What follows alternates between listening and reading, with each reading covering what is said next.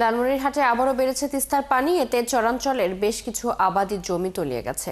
উজান থেকে পানি নেমে আসায় তিস্তা ব্যারেজের ৪৪টি গেট খুলে রেখেছে কর্তৃপক্ষ। পানি উন্নয়ন বোর্ডের নির্বাহী প্রকৌশলী জানান, সকালে তিস্তা ব্যারেজের ডালিয়া পয়েন্টে পানি প্রবাহ রেকর্ড করা হয় ৫২.২২ মিটার, যা বিপদসীমার ৭ সেন্টিমিটার ওপরে। এদিকে পানি বাড়ায় নিম্নাঞ্চল প্লাবিত হয়ে পানিবন্দী হয়ে পড়েছেন কয়েক হাজার পরিবার। ডুবে গেছে তিস্তা চরাঞ্চলের রাস্তাঘাট ও ফসলের মাঠ। চরাঞ্চলের সড়কপথে যান চলাচল বন্ধ হয়ে পড়েছে। স্থানীয়রা নৌকা ও ভেলায় করে উঁচু স্থানে অবস্থান নিয়েছেন।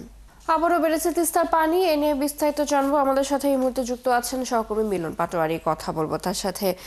মিলন, আমরা দেখতে পাচ্ছি যে এখনো সেখানে বৃষ্টি হচ্ছে। আবহাওয়া অফিস কি বলছে আসলে আবহাওয়া নিয়ে, এবং পানিবন্দী পরিবারগুলোর অবস্থা কি দেখছেন?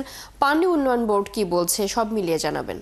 লালমনিরহাটে তিস্তা ব্যারেজ পয়েন্টে পানি উন্নয়ন বোর্ড আজকে আমাদের সকাল ৬টায় জানিয়েছে যে সকাল ৬টা থেকে বিপদসীমার ৭ সেন্টিমিটার উপর দিয়ে প্রবাহিত হচ্ছে তিস্তার পানি। এর গত ২ দিনের কথা যদি বলি, বিপদসীমার প্রায় ১০ সেন্টিমিটার নিচে ছিল, ৭ সেন্টিমিটার নিচে ছিল, তা বেড়ে আবার ৭ সেন্টিমিটার উপর দিয়ে প্রবাহিত হচ্ছে। এর কারণে যে লালমনিরহাট জেলার যে সমস্ত দুর্গম চরাঞ্চল রয়েছে সেখানে ইতিমধ্যে পানি উঠতে শুরু করেছে, অনেকের ঘর বাড়ি পানি উঠেছে। আর পানি উন্নয়ন বোর্ড যেটা আমাদের আবহাওয়া সূত্রে জানিয়েছে যে ২ দিন ভারী বৃষ্টির কারণে তিস্তা নদীর পানি এবং ভারতের উজানের পানির যে ভারত অংশে যে গজলডোবা রয়েছে সেখানে সমস্ত গেট খুলে দেওয়া হয়েছে। খুলে দেওয়ার কারণে পানিগুলোর তিস্তা ব্যারেজের দিকে ছুটে আসছে। এর কারণে তিস্তা ব্যারেজের যে ব্যারেজ রক্ষার্থে ৪৪টি গেট ইতিমধ্যে খুলে দেওয়া হয়েছে। আর এই খুলে দেওয়ার কারণে তিস্তার অববাহিকা যে অঞ্চলগুলো রয়েছে সেখানে নিম্ন অঞ্চলগুলোর প্রায় ভোর থেকে তলিয়ে যাওয়া শুরু করেছে। আমরা কয়েকটি বসত বাড়ি গিয়েছিলাম, সেখানে দেখেছি যে লোকজন ঘরের ভিতরে যেখানে পানি উঠেছে চলেছে চকিতে, এক চকির উপর আরেকটি চকি দিয়ে তারা মাচা পেতে তারা রাত্রি যাপন করেছে। এবং গতকালকে রাত থেকে মুষলধারে বৃষ্টির কারণে বন্যা দুর্গত লোকজনের মধ্যে চরম দুর্ভোগ একটা বিরাজ করছে। এবং তাদের যে এই বৃষ্টি না থামা পর্যন্ত তারা ঘর থেকে বাইরে হতে পারছে না।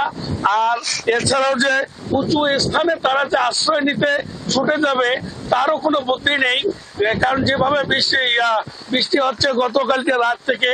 তবে চৈতি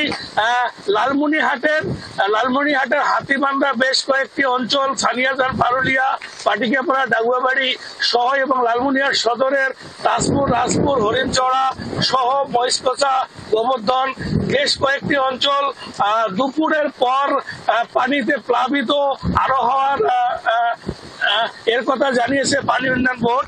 তবে বন্যাত দুর্গতের মাঝে বন্যাত দুর্গতরা প্রায় লালমনিরহাট জেলার চরম দুর্ভোগে তারা বসবাস করছে। এবং যে সমস্ত কৃষকের রোপা আমন, পাট ক্ষেত এবং অন্যান্য যে ফসল বিভিন্ন চর অঞ্চলে রয়েছে সেই সমস্ত চর অঞ্চলে ফসলগুলো এই ২ দিন আগে পানি থেকে একটু নিমজ্জিত ছিল, কিন্তু পরবর্তীতে দেখা গেছে যে তারা। মিলন, আপনাকে অসংখ্য ধন্যবাদ আমাদের সাথে যুক্ত হবার জন্য। নিশ্চয়ই পরবর্তীতে আবারও যুক্ত হয়ে পরিবর্তিত পরিস্থিতি জেনে নেব। আমাদের সাথে লালমনিরহাট থেকে যুক্ত ছিলেন সহকর্মী মিলন পাটোয়ারি, জানাচ্ছিলেন তিস্তার পানি বৃদ্ধির খবর।